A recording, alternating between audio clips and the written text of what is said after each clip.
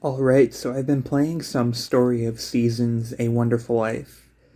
I've got a bit of a weird history with the game, I guess, because I feel like a lot of people picking it up is probably out of nostalgia because they played it back then, but I never did. I had classmates who had it and talked about it, and I felt left out. But when I asked for it, I had probably asked for the wrong thing. I had a GameCube and everything, but I wound up getting Harvest Moon 1 on Game Boy, which this game's a little simplistic, but that was even more bare bones and kind of disappointing. But I've ultimately, now that I've finally gotten to play a game that I never had the opportunity to in my childhood, feel very mixed about it. It was still generally good. I'm in the middle of year 3, 20 to 30 hours in. So it's definitely entertaining for a bit, but I'm honestly going to complain a lot about it in this video, just because I feel like all of the major aspects in this game had some sort of flaw that I felt like held the product back. And it's just a shame, I guess. First, I'll address the things, though, that I didn't really have an issue with. The salvaging was fine. It was kind of what you would expect. I don't think many games have really innovated too much on that, but it's one of those things where there's only so much you can do. And I think that taking care of the different farm animals works fine too. My only complaint with that was more down to the way I was personally playing. I was trying to do every action with every animal every day, and that, on top of some of the other things I'll talk about, got really fatiguing. I was kind of ready to stop around year 1.5. And after I adjusted my gameplay style, I felt a little refreshed and sort of kept going to the point I'm at now. And what I essentially do now is I'll talk to all of the animals and get my materials when they're available, but I only interact further if it's a new animal and I'm trying to build up the support so I get the better quality materials. And then with brushing, I brush half my animals the one day, half the other day, and then I take a day off from it, which definitely helped. It felt less super repetitive and time consuming, and everything is still working fine. The dog, I was trying to teach all the tricks at once, but now I'm going to just teaching the lowest rated one, which is jump for some reason, going very slower than the rest of the skills. I guess the social interactions, there's not too much to complain about either. It's not super in-depth. It would be cool if they went further with this in future games, not necessarily this one being a remake. My only two minor complaints is that I didn't know that you lock yourself out of the support events if you give, I think it was like a blue flower or something, away too early, which was kind of disappointing. But I mean, I can get some of the later ones not happening, but some of the earlier ones, it was kind of a shame to not be able to grind them for the fun of it, because they were decent, I guess, overall for what they were. A little interesting, more background of the characters and such.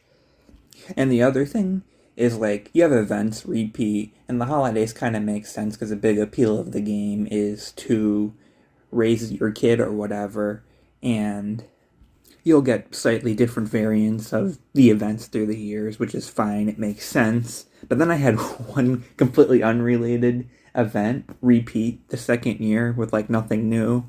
So, I don't know, I kind of wish the game knew it triggered so I didn't have to, because I can't really skip it or anything either. But those are two very minor things. I guess I should also address my gameplay style with these kinds of games, just because that could be important for context for everything I'm saying. But I'm normally pretty iffy when it comes to repetition or grindy-ish activities in games.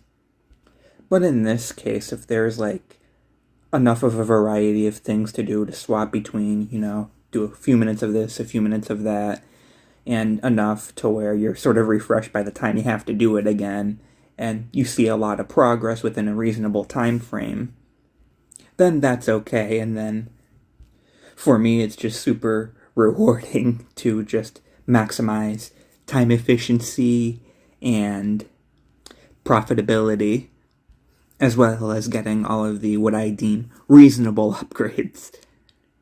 Honestly, the raising the kid thing in this game, I don't really care too much about, unless it affected those other two things more.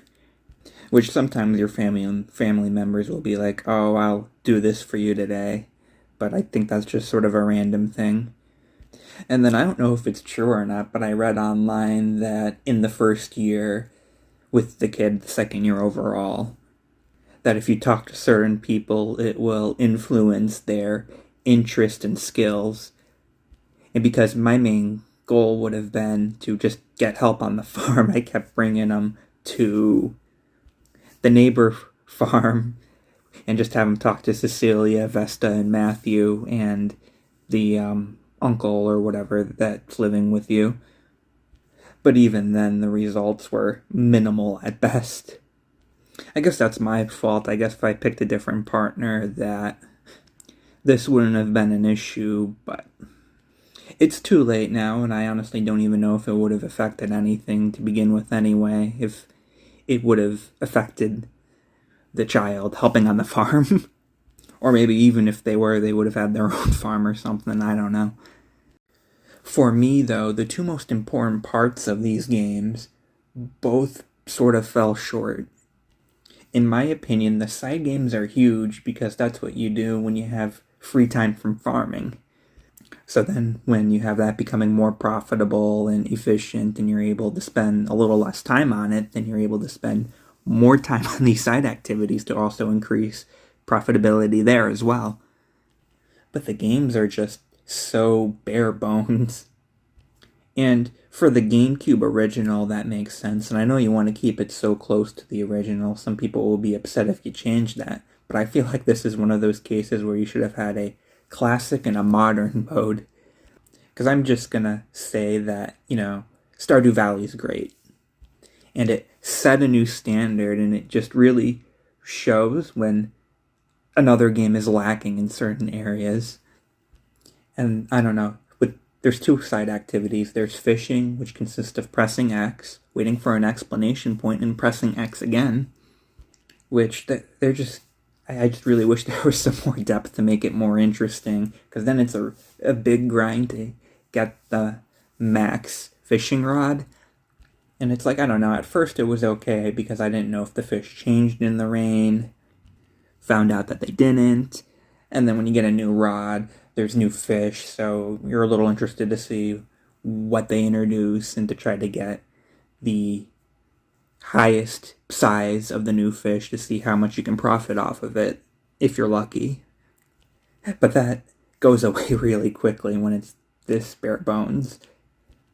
And then the other activity is mining, which this may have came down to more of my approach as well, but you can essentially just spam X on one spot and just something will keep randomly appearing, which I think is more essential early on in the game when there's just not a lot of spots. But when you get later and you go in and there's always stuff on the surface that's quicker to get, and the area is larger, and it's fine for what it is, but I feel like if I'm just hitting the surface stuff and don't want to fish, then I've got like a couple in-game hours to kill in the day, I wound up once again changing my approach. Like, I don't even bother with these activities anymore unless it's good luck and not raining, because it's a pain in the ass to get around once you get the horse. But you can't have it out in the rain or it'll get sick.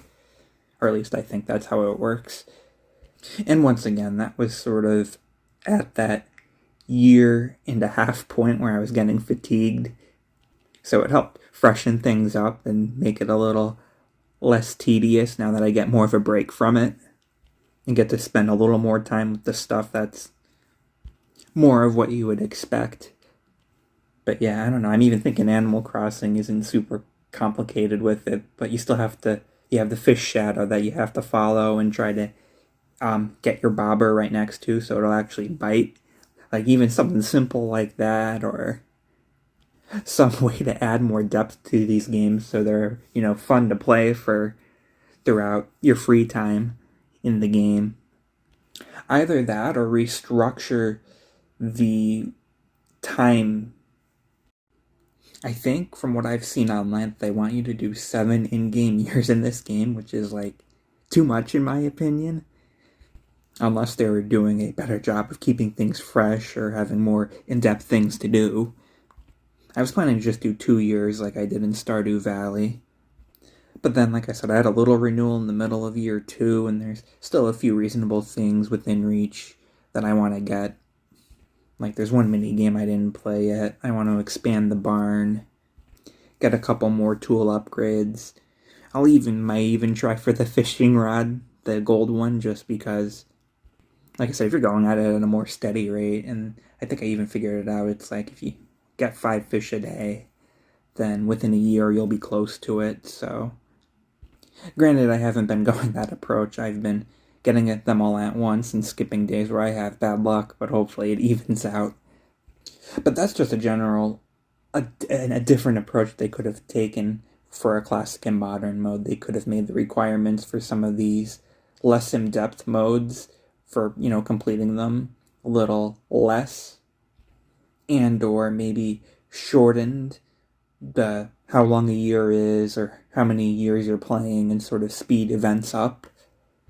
Like I said, keep the original, but I feel like it would have been a better experience if they didn't stretch it out so much at this point. But the final thing I wanted to complain about is the farming, which is something that's pretty important in these kinds of games. But the farming itself was fine. Gameplay-wise, I'm not mad that you couldn't automate things more with a sprinkler or have a greenhouse like you had in Stardew Valley. I understand that was probably going to be asking a lot, especially in rebalancing, even more than some of the stuff I may have recommended, but what do I know? Anyway, the main appeal, I feel like, of the farming was to build up and start producing the hybrid crops, because that's how you make the most money. But the system they have for it is shit. So you have to go through Vinny, which wastes a lot of real-world time. Not in-game time, real-world time. And I can't justify that. Like, you have to each time independently for the same product spam go through dialogue and menus, and it's just I can't.